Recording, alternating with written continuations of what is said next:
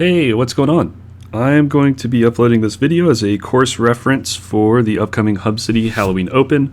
I'm playing MA1, which I think is Pool B, and I believe that to be MA1, MA2, and maybe MA40 or 50. But this will be pipeline from the white tees with a couple red baskets. Everything else yellow. I believe the red baskets are on 17 and 11. If I'm correct, 11 being the downhill hole with kind of the creek or waterway behind it.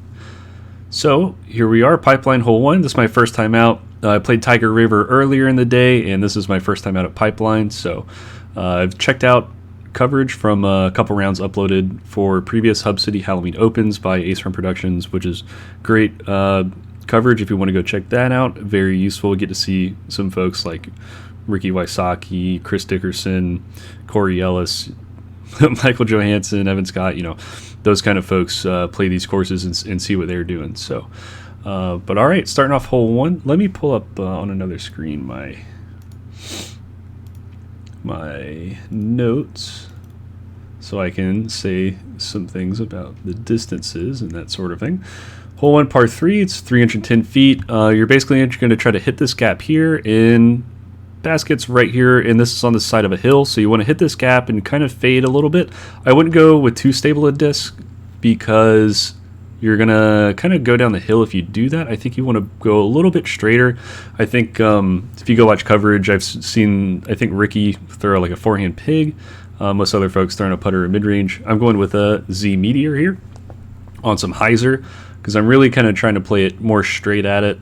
Plus, whatever kind of wind I had, I think was helping out with it. So that ends up being really good. That's as good as I could hope for. I hope I can replicate that at the tournament. But yeah, I'll try to, in the future, get a little bit more footage walking into the green so you can get a better perspective of, what the whole picture looks like. But you can see we're kind of on this hill, and I think if, you could probably get a stable disc to work. But in my mind, I'm trying to throw something that'll push a little bit straighter so that it plays into the hill, and I'm not risking, I guess, hyzering down early, kind of on shorter part of the hill.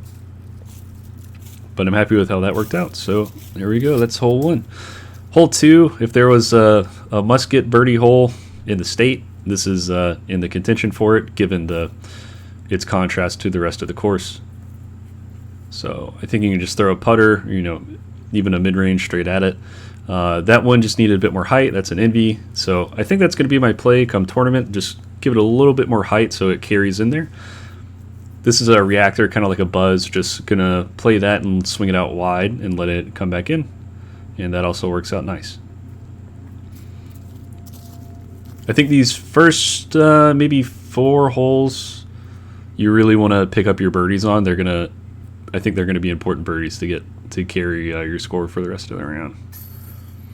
But as you can see here, the greens, not a lot of grass on it, so you get some ground play, some slide. So you really just need to get it up kind of to the entrance of the green and let it slide up. So not a whole lot too complicated about that hole.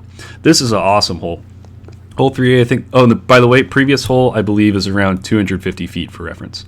This hole, 510 feet. I've seen it marked as a par 4, but I also believe in coverage last year for MPO, they were calling it a 3. I'm not exactly certain on that.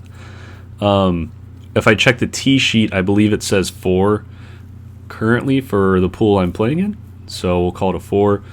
Now, I think the key to this hole, I'll show a few shots. The last disc I threw was Insanity, which is like a flippy-ish kind of 9-speed.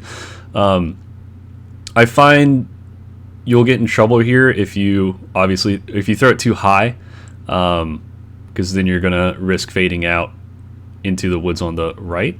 My kind of play is to more or less throw straight at the basket with something somewhat understable and a bit of hyzer. That'll get it to turn over, and it'll glide a long way. You can get there even if you don't think you can, I reckon. So that's a Z Meteor, and that's gonna turn over, and it's just gonna glide a long way just because there's so much downhill here. So that gets up there 80 feet or something, and that's just a Meteor. This is a Crave. Pull a bit, and it's turning over too much. That's also going to go in the woods on the right. Kicked out, though. Here's an FD. I believe I throw this too high. I don't think there's too much wind right now while I'm playing it, but I definitely want to throw that lower. And here's an undertaker. Kind of just throw it more or less.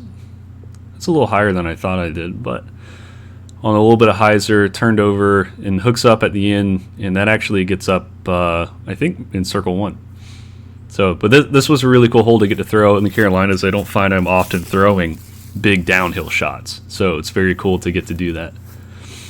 This is where that first shot ended up. Just picked it up and gave it a toss real quick. Again, I think the key to this hole is aim basket high, maybe a touch higher, because if you throw level, it's definitely just going to hyzer out in the trees on the left. And I think both of these trees, if you get more than 3 to 4 feet deep in the tree line on either side, it's kind of jail, and I don't think you're going to be able to get up and down for the birdie, considering it as a par 4.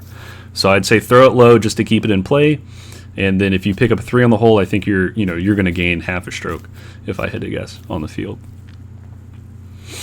All right, here's next hole. It's about 185, 190 feet.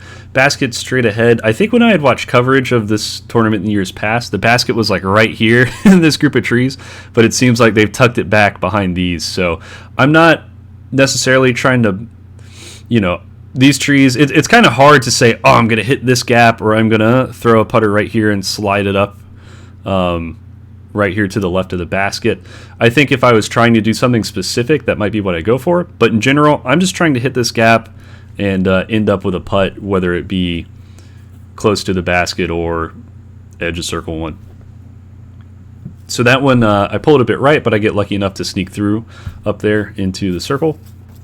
So again, these kind of first 4 holes, I think it's pretty important to pick up a couple birdies. Hole 2, I think you definitely got to get. Hole 3, playing it as a par 4, I think you got to get.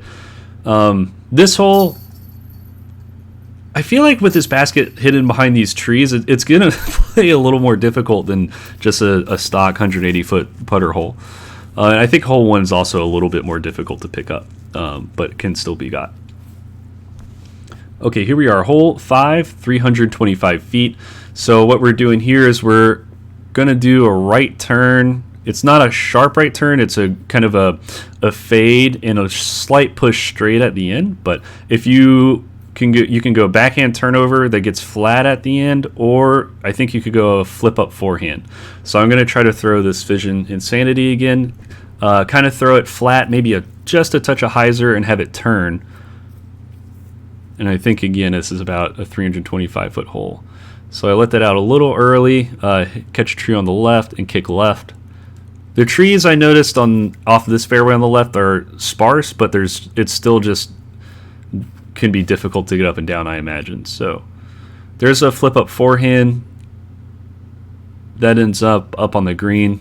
I don't think I necessarily hit my line. It just got lucky enough to get through everything. This is the Z Meteor. That one I kind of hit my line. It's a bit low. Catch a tree at the end. But even at the end of that flight, catching this tree still ended up, this is 100 feet or something like that. So that might be the play for me in the tournament. If it gets lucky, maybe I have a circle 2 look. Worst case, I'm in the middle of the fairway and I'm getting up and down for par, even after hitting a tree. So this is where the first drive ended up. I kicked left. I think it still progressed forward a bit. I have a pretty open gap to get up there and throw something stable to fade over to the basket. It's probably 100 feet away or something, maybe 120 feet.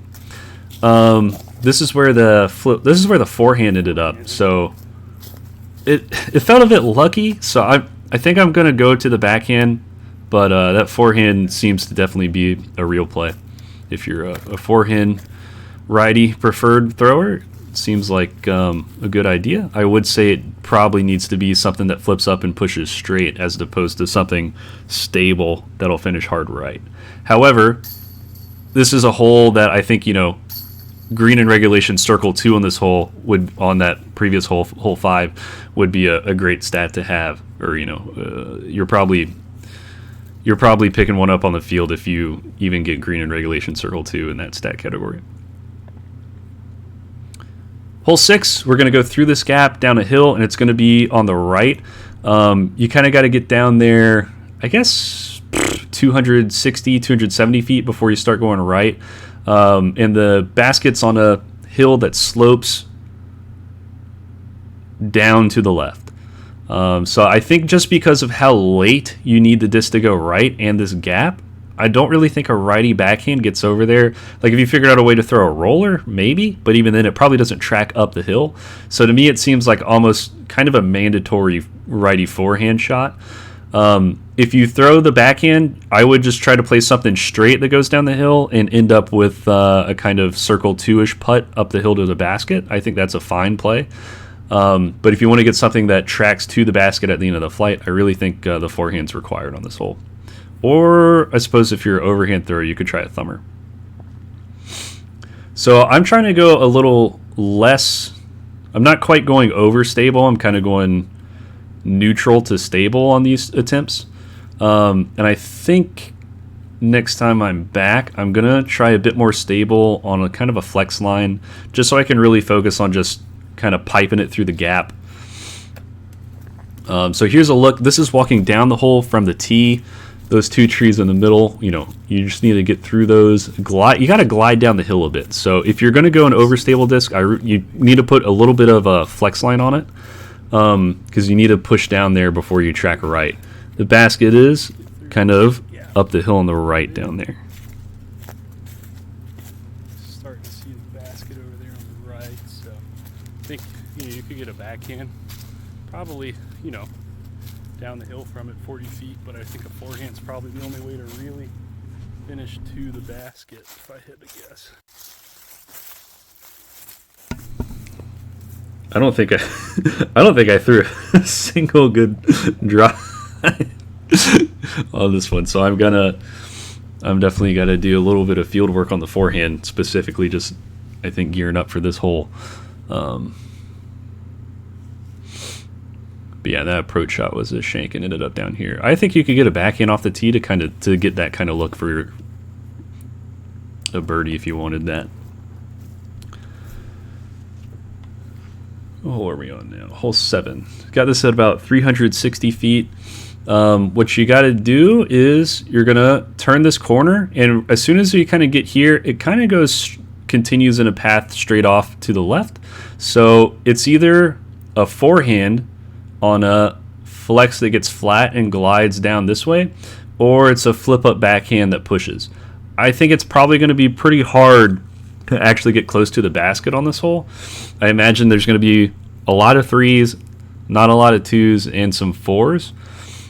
For me, throwing this backhand, I'm going to crave, trying to throw it flip up. I want to go more stable. I think I'm going to go FD a little higher, maybe a touch more hyzer, because being up here in the trees on the right seems much more like jail than being in the trees on the left. So this backhand, I think I'm going to play to finish in these trees on the left, and hopefully you can have like a 60-footer or something like that, playing it that way. End up with a little awkward stance here.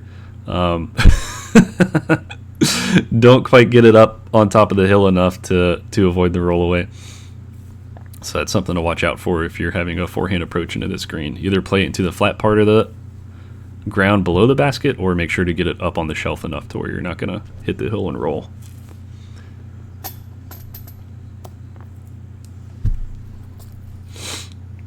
Hole 8, we got a 305 feet. Basket's right there, just straight down the end of this tunnel. It's sitting on, there's a backstop more or less, like it's sitting on a hill that slopes downwards towards us right now. I'm going to go with this Vision Insanity, try to put it down the gap on some hyzer. Early release it, just goes through a gap and gets down there. It's not circle 2, but it's through there. I try throwing a couple other discs, about the same kind of shot, and don't end up throwing any of them any good at all.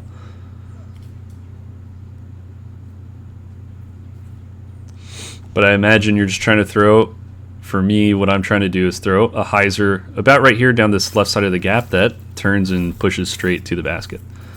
So you can see the basket back there on the hill.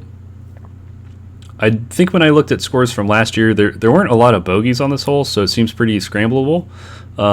Really, key thing is just trying to throw something straight and hit the gap off the tee.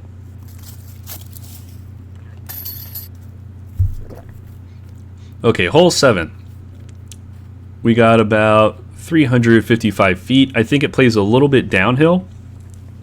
And given that you're probably throwing something that either a little understable on a little bit of flip up and glides, or if you're throwing something kind of a little stable on flat, I think that works as well. But 355, playing a little downhill, so maybe only really like a 320 kind of shot. Yeah, that's exactly what I was looking to do. That's an Undertaker, just put it through the gap on a bit of hyzer. I end up pushing that tree line on the right side at the end, so I might disc down to this FD come the next time I play this hole. If I hit the left side of the gap with that throw, I think it's pretty good. This is a Fission Crave. Too much hyzer and height, so does not push straight long enough. Yeah, boy. This is where the Undertaker ended up. I think I did hit the trees on the right side, close to the green, but it pushed through or got deflected to here, so lucky enough for that. Oh, I'm excited. I can't wait to make this 30. Get in there, Frizzy. And I do apologize to any lefties or forehand throwers because I'm talking some strategy or my strategy about the holes, and it's, you know, pretty much all from the perspective of a righty that is predominantly a backhand thrower. Okay, here we are, hole 8.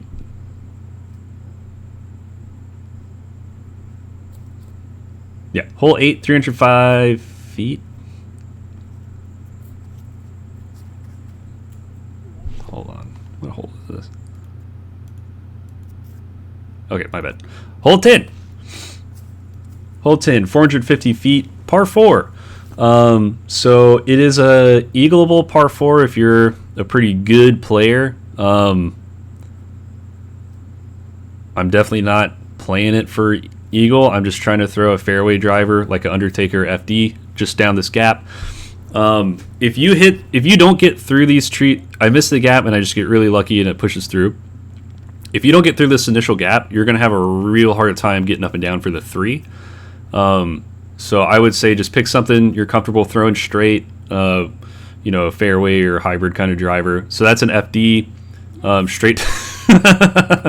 Hit the gap, just goes straight down there, which is awesome. And it's downhill, so the hole being only 450 and playing downhill does make it such that you can get to the green off the tee with that kind of shot.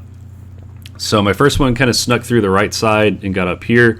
Little bit of some trees and awkward stuff in the way. So catch that one. Now I'm here.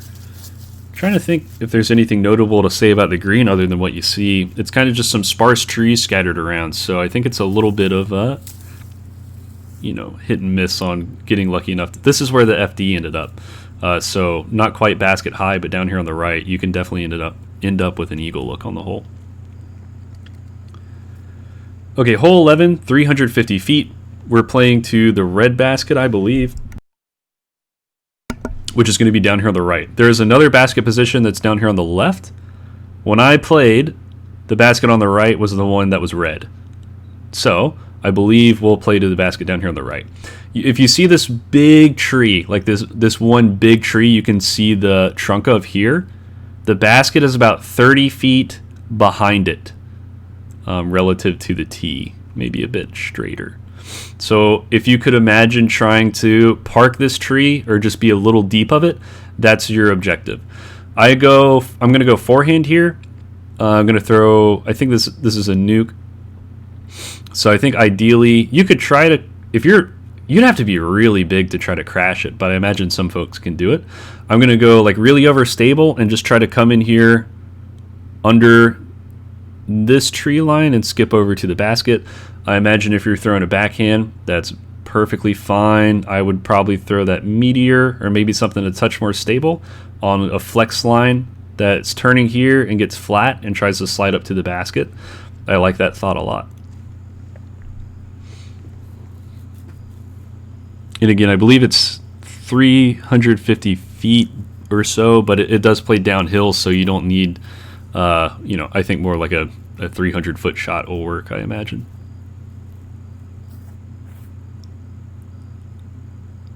Yeah, so that's a bit too high. Crashes the trees. but it's down on the green. So I think I'm going to go that, but lower. And I can't decide right now. And this is what you don't want to do. You definitely do not. The worst case scenario is you catching these trees, because I caught these trees and I fell down straight here, and you basically can't get up and down. Well, in the position I ended up in, you could not get up and down. So I think you definitely want to err on the side of caution by playing something as wide as possible, which is why I think the forehand is my choice instead of the backhand. I wonder if you could just throw a backhand and have it like something understable high and just try to have it fall through down to the pin. Yeah, so my drive that caught the trees fell down to this bridge. So I think I'm definitely going that more overstable and wide route to avoid it. There's the basket over there on the left. So if we end up over there, that's where it is. I threw, like a buzz and a justice at it, and those ended up being pretty good. And there's the red basket. Again, that's the trunk of that big tree. The basket's just about 30 feet behind it. Dude, what a cool golf hole. I really enjoyed this hole. There's a creek behind it with running water, so it's very peaceful. It's pretty nice. You're throwing downhill, and there's not like stuff right off the tree. Right off the tee. Like you can't really hit first available on this hole, which I think is like a nice contrast to some other places on the course. So it's nice to feel like you have an open hole in the mix of a bunch of wooded golf. I really like the hole. What a cool hole. And now you're going to hear me talk about it even more. Golf hole. This is what I think it's a great golf hole.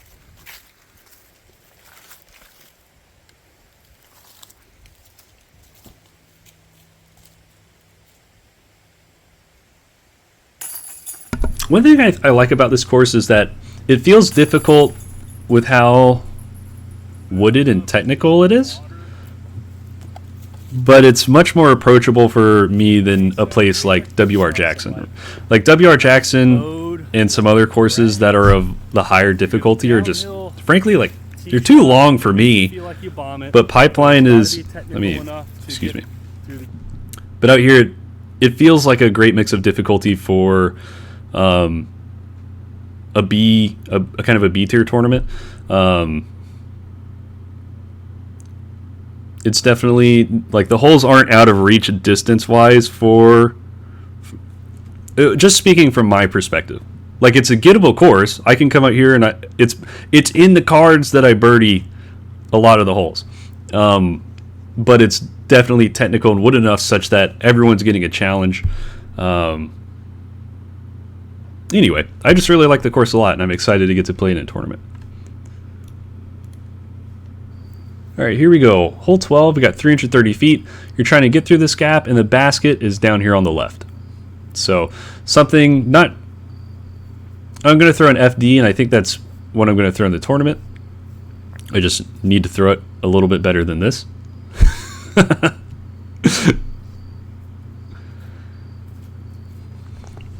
think I'm going to pull out... Yeah, so here's me throwing an Undertaker.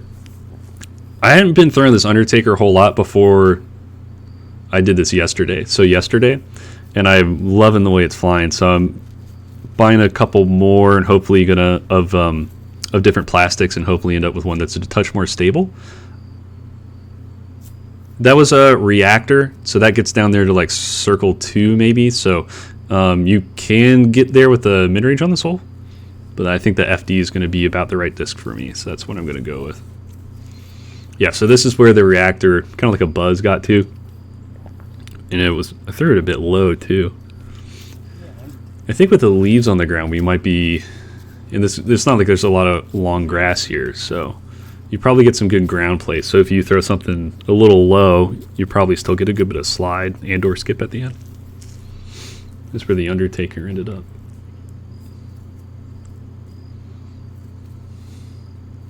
So this would be a par save putt, because my drive caught a tree, had a throw, and I hit this tree.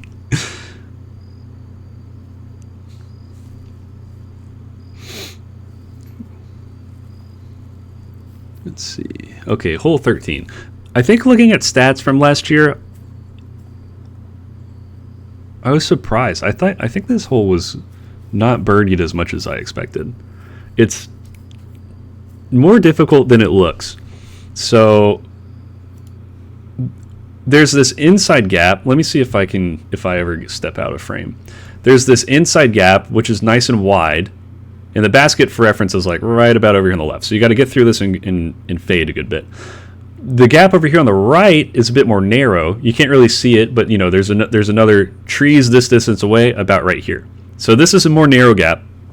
This is the wider gap. But the problem is this tree right off the left of the tee pad makes this inside righty backhand relatively uncomfortable.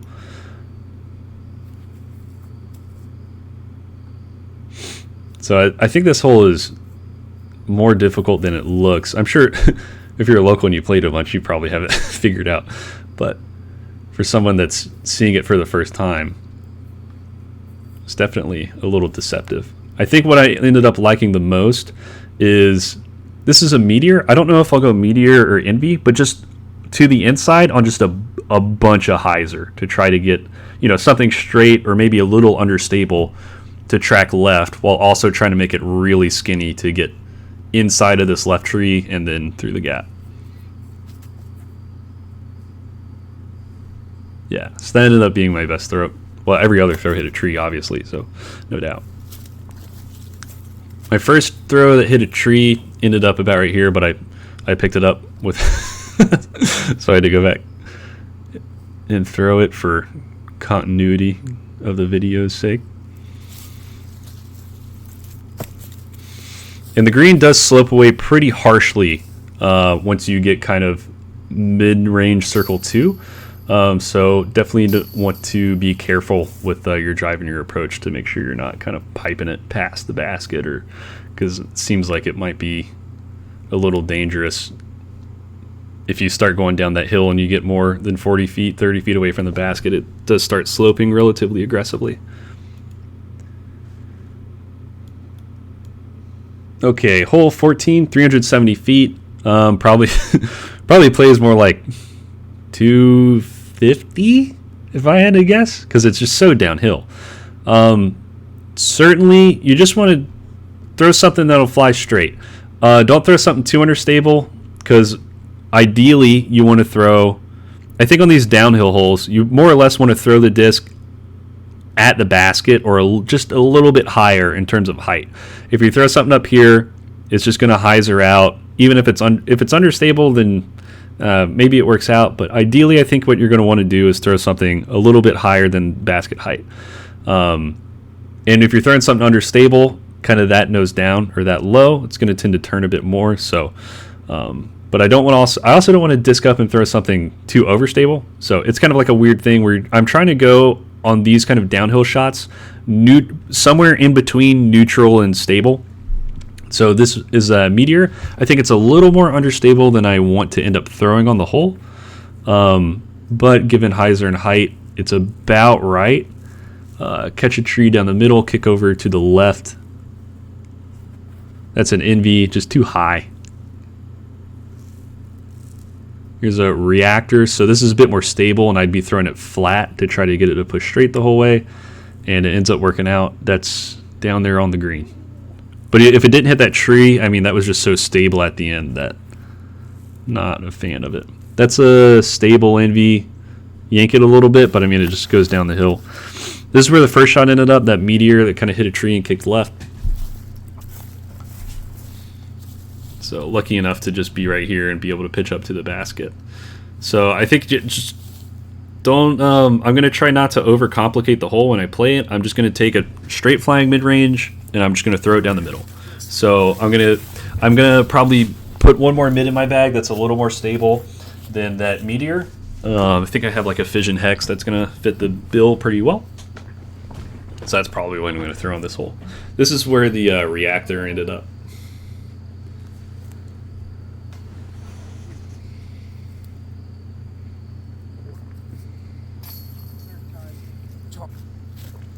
Okay, hole 15. When I had watched coverage of past couple years from, I think, Ace Run Productions, or Ace Run Production, I think sometimes they play the yellow basket, which is here. I see on the tee sheet that. I think our tee sheet also says yellow. Okay. So when we get up there, I'll see what color the band is. But the basket that was in place for this hole was up here on the left. So when I watched it in years past, it was a bit of a straight kind of putter shot that finished a little bit. Basket's way up here on the left at the moment, so I'm trying to throw an overstable disc kind of high to let it get over to the basket. So this is a PD, which is this is like very, very overstable. But I'm just going to try to put it through the gap pretty high. I get a little bit lucky and sneak through the inside, and that ends up there by the basket. So this is yellow, and I see on the tee sheet that we'll play yellow basket. So I think that's this is what we're going for.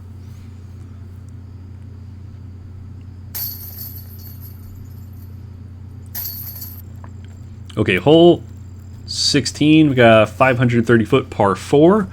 Off the tee, you got to get through this gap, and you got to go down to the right. I don't think there's going to be a lot of birdies on this hole, like especially for MA1, MA2. I mean, there might be like one, maybe 2 birdies, if I had to guess. Yeah, I would expect maybe 1 or 2 birdies. I'm going to throw a backhand through this, and I'm going to back this video up a little bit more. Okay, so my mistakes off the tee end up being not going sharp enough through this. I'm going to throw a backhand turnover, and if you park this yellow pole, I think that's about as good as you can do in terms of a consistent play. From the yellow pole, you can get a big forehand up to the green for a putt, or a big backhand with a understable, like a really understable disc, I think you'd have to throw. But my objective off the tee is basically to pretend this yellow pole is a basket, and that's what my target I'm going for. So for the backhand turnover, kind of come through here, and I think it's okay to go more understable, because if you do go more understable and you do kind of turn over and catch a cut roll down here, I think that's okay, because you're going to cut roll back to the left and maybe forward a little bit more, and ending up on the left side of this fairway is better than ending up far on the right. So if you go something on a lot of angle on the righty backhand that's stable, I think that means it's just going to push out straight and end up on the right side. I think I'm rather going to try to play something more understable and have it be turning down here. That way, hopefully, when it hits the ground, I get a little bit of ground action that either causes it to check up and sit in the middle, or even better, kind of give me a little bit of ground play back to the left. I think you totally can chip a forehand down here. I just had more success with the backhand in these throws while I was practicing, and it's just more comfortable. I think I'm just going to throw an envy, maybe on some. I'm not sure if I'm going my understable envy or my neutral envy on some angle, because they'll both kind of hold the turnover line. But this is a pretty cool tee shot, and then from there, from that yellow pole, I think you're like 260 out from the basket, but it's up a hill with some trees you have to go around,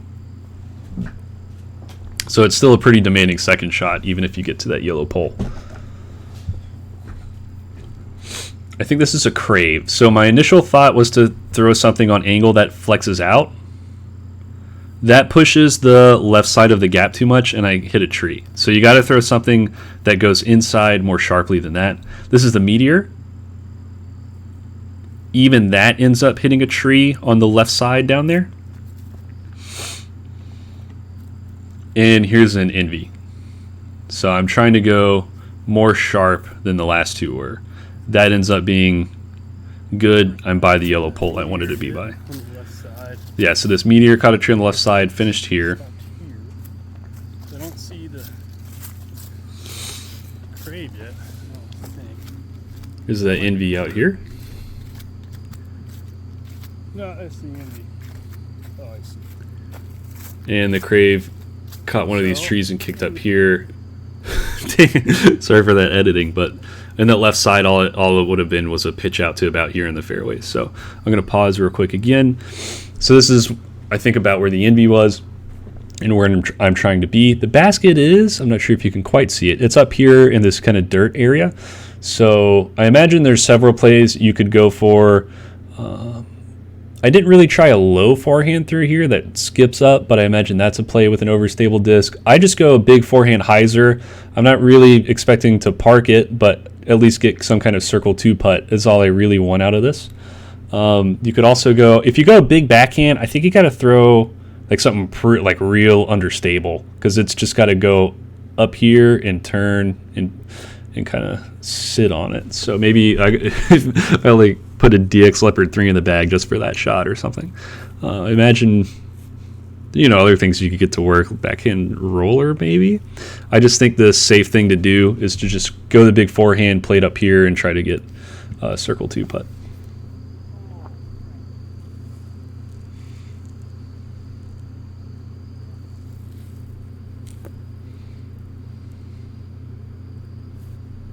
I did try to throw the backhand, but it was it was really bad.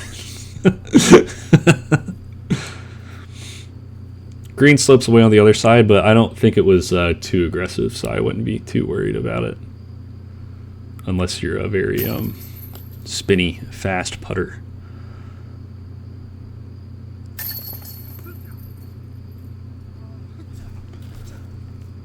Here we go, hole 17. We got a 780-foot par 5 playing to the red. Off the tee, I'm going to end up throwing a FD, so just kind of a straight flying fairway driver, and just aim it with a bit of hyzer, kind of just right here down at that gap. This is a crave, the first one I throw. A little late with it, turns, hit a tree, and fall relatively in the middle. Here's the FD. So I could probably throw that a little higher. But that ends up sliding up to the yellow basket. It's worked out pretty nice. So this hole, all right, so at that point, just try to keep your drive in the middle. You're throwing downhill, so, let it just go down there and glide. At this point, the rest of the hole is really about, you could say the same thing for every golf hole, but keep it in the middle and keep it in play. I don't think you want to try to be like too super aggressive. Here's the yellow basket. We're playing this as a par 5. It says 780 feet from what I wrote down, but I think it might play a little longer than that, especially because the basket's up a hill at the end. So if you're here, I'm really just thinking, just put something more or less the same thing you threw off the tee, and just, try to keep it smooth and in the middle, right down here. But this might be, it's even from here, I think we're a little far back for the birdie to be a high probability. That would have needed to fade a bit more and would have had a chance. So here's a better perspective. This is the second drive I threw, that FD. So this is the yellow basket, and I see on the tee sheet we are playing red. So if you were to go up this hill to where this kind of cluster of trees is here, that's about where the basket is. So at this point, knowing that, my thought is to, and at this point, I had no idea where this basket is while I'm playing yesterday. Just to put something, I'm going to throw a forehand kind of flippy and just try to get it, right here in the middle of the fairway and go from there. I think this is that Z Meteor. Yeah, it turns over a bit, but that was more or less what I was trying to do. Okay, this is back from the original tee shot and second shot of the crave, hit this tree. I think you could, I don't know how exactly far out this is, but the basket's up here at the top of this hill. I think you could probably, like if you wanted to go for it from here, you'd probably be throwing a forehand. Just looking at these trees. I'm just trying to advance down the hole by just tossing a putter. Catch a little plinko action. End up here. Oh, you can see the basket now. Okay, there it is. I still at this point did not did not know where the basket was. I'm just gonna throw something up there. And yeah, man, nice to have a par 5 mixed into the course. I think it might have averaged over 5. I can't remember what I saw when I looked. But I think if you make a par here, you're definitely not losing strokes. You might be gaining a little bit of a stroke on the field. Okay, hole 18. We got a 450-foot par 4 from what I have written down. You can kind of see the basket right here. So my thought is to throw an understable driver through this left gap that turns over. I'm not really, trying to necessarily get in the circle or circle 2 because that's a massive heat. It's a big throw. So I'm just trying to throw something that goes about right here at these trees and turns over and kind of nestles down there, down the fairway. I think you could also throw a forehand. For me, though, just the turnover backhand I think is going to work fine. This is Fission Insanity. It's a little lighter weight. I think it's like 167 grams, and I really, really like it. Yep, turns over. Maybe a little more hyzer because that ends up going into a hill on the right. But yeah, end up right here. Here's your basket. So if you're a big thrower, I imagine this hole definitely can be eagled. But I'm happy enough to pick up the birdie on it. I think this hole could be pretty nasty off the tee because if we're throwing this driver shot and say you're turning over and you catch a tree and kick really left or right, definitely not gonna probably going to be pretty hard to scramble from the birdie, just because obviously if you kick left, I mean, it's sloping down, and if I'm throwing a driver, man, I'm probably going to not end up in a great place. If you kick right, stuff on the right's pretty thick, but there's a hill here to keep you there, so I'm not really kind of sure what the look would be to get up and down. So in reflection on this, if I'm not going to get there with the driver, it might even be a smart thing for me just to throw the meteor, just to negate the amount of kick I would get off a tree. That or the forehand, such that maybe when you get to these, you're coming in on a bit of hyzer. That way, any kick you get is more of a deflection down than out to the side. So just a couple of thoughts. But, I mean, this worked out well, so it's hard for me not to just say, I'm just going to do this again.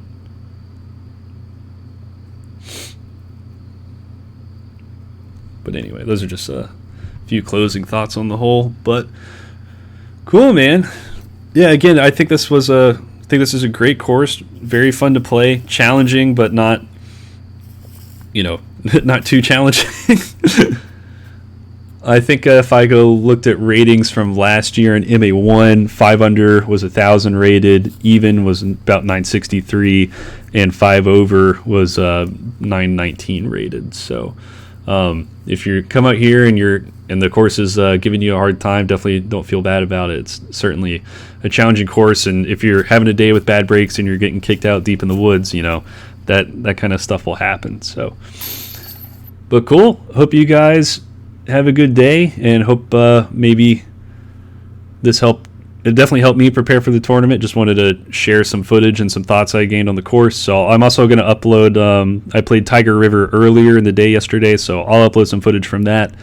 And then I don't know if I'm going to be able to make it out to Holston before the tournament, but I saw that on Holston, instead of playing the 27, it looks like we Safari 1 and 2, Safari 3 and 4, Safari 5 and 6, and then we skip holes 13 through 18. So I really liked Holston and playing it in the 27 hole layout. So I am like a little apprehensive about the changes, but it's a good course anyway. I'm just interested to see what it's like safaring 1 and 2 and 3 and 4 and 5 and 6.